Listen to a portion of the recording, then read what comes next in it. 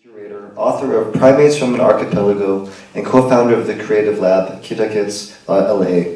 She founded and coordinated the reading series Wrestling Tigers Asian Pacific American Writers Speak at JANM. She also participates in anti-vivisection activism because she believes in the fundamental rights of non-human animals to live their lives free from harm, pain, exploitation, and captivity. Please welcome to the stage Irene Suico Soriano.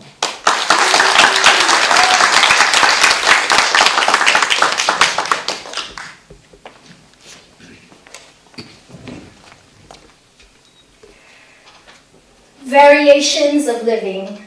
This poem is dedicated to my birth father, Francisco Suico, who is a Mano. Pedro always walked down Temple Boulevard in his dapper clothes and his signature fur felt Stetson fedora. This was the one habit he refused to give up when he moved to the United States from the Philippines.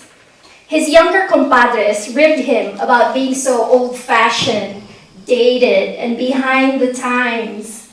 He would just roll his eyes and then laugh heartily. This Cebuano acquired his nickname Tata Pedro from the older Ilocano compatriots who welcomed him into their company. They were drawn to his laughter, and he gave so much of it for others to enjoy.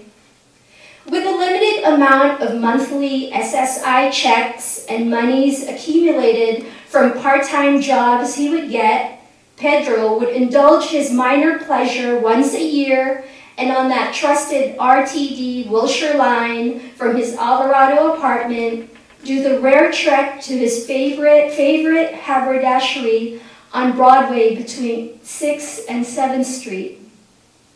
The nicer hats took a year or two to save for, but when he had enough, he always allowed himself the expense, which had now grown to a respectable collection of 5 hats.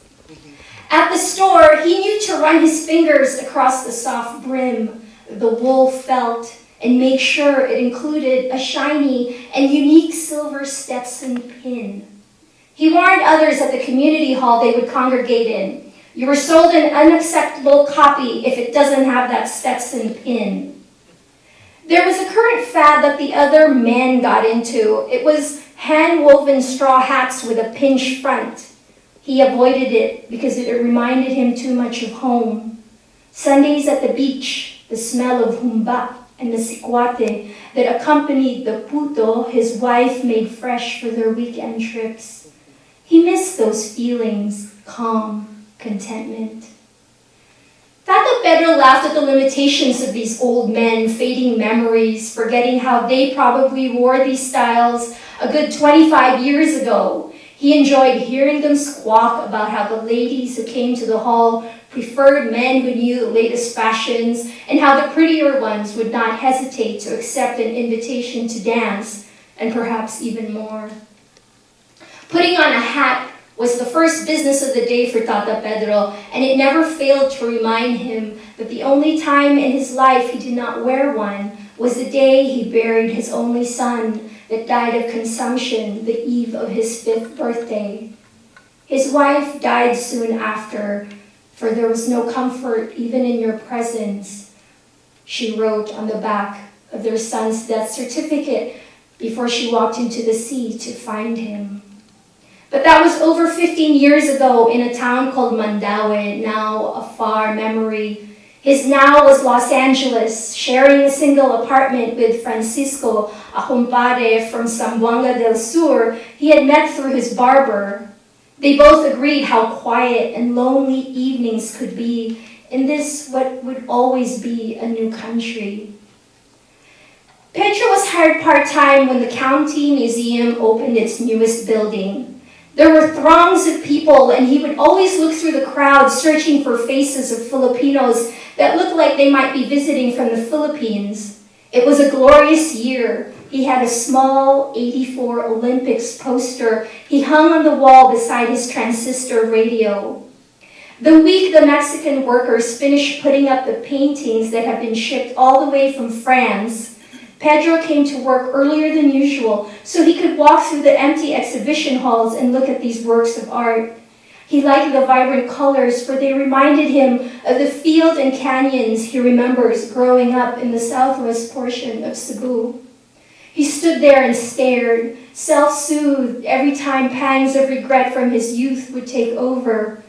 The buzzer that would signal all guards to stand by their posts would bring him back, and he would bustle to his corner. Tata Pedro was proud of his station.